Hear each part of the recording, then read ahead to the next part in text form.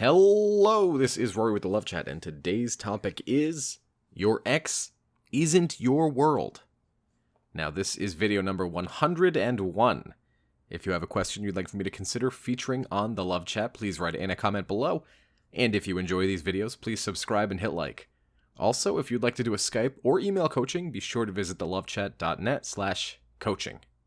Now then, your ex isn't your world. I hate to burst your bubble. Even though you want them back. Or maybe you don't want them back anymore. Maybe you want nothing to do with them. But they're not your world. I make this video because I was reading my journal from years ago when I was still in my relationship. And I realized that I completely turned that person into everything I had going for me. I made her everything. I made her my world.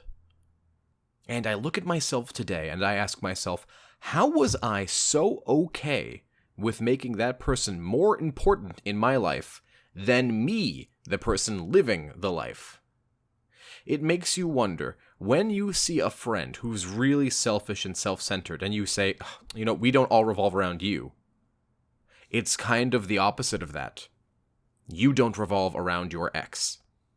And if you want your ex back, you need to begin to recognize the patterns of unhealthy behavior that are causing you to act as though your life revolves around their whim. And so how do we stop this negative thinking? How do we allow ourselves to begin to take steps away from our ex so that attraction can increase if indeed you want to try and win your ex back? Well, first and foremost, you edit the very sentence, win your ex back. They need to go about winning you back. You are the prize. You are the thing to be won. And so one of the best things that you can do is start noticing the self-talk. I don't think she'll ever come back. I don't think he'll ever come back. Well, why can't that be?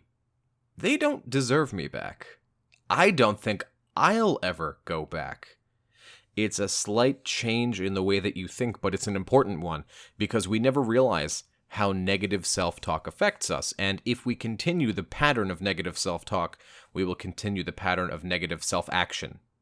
What's important to realize here is that you have placed so much love and value and care and need into your ex that they now believe all of those things. They believe that you completely need them. They believe that you're going to treat them like a celebrity, and so that's how they'll act. They believe that you think they're unobtainable, and so they will begin to act unobtainable. What you need them to do is not believe those things anymore. So how do we do that, right? We spent years building them up and making them think those things. Oh, I need this person and I want this person in my life. First and foremost, you do not need any person other than you. You do not need anything other than food and water and shelter. And so once you begin to slap yourself in the face and say, snap out of it, get a hold of yourself, that's the first step towards a positive outcome. Now, I know that this hurts.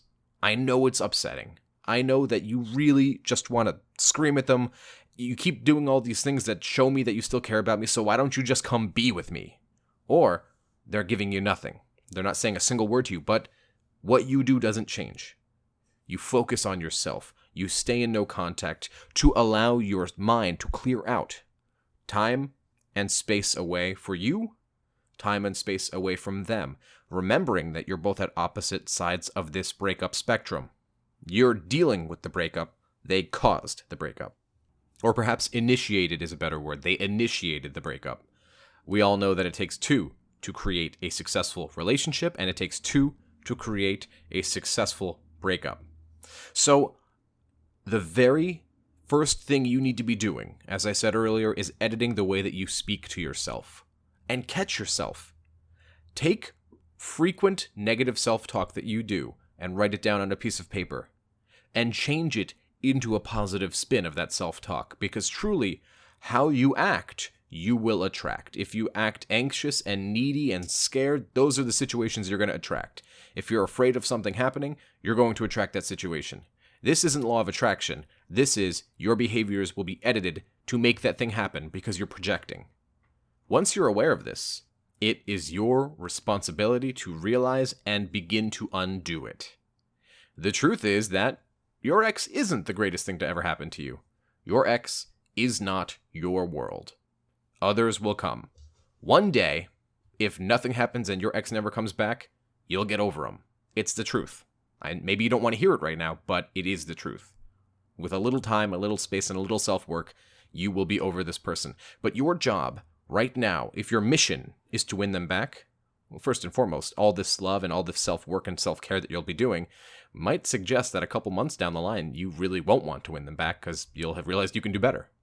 But if your mission is to win them back, truly, then the very first step for you, my friend, is to take them off the pedestal that you've built. Because I can think of somebody who deserves to be up there much more than your ex. You. That's all I had for today. If you found this video helpful, I would be very grateful if you'd subscribe and hit like.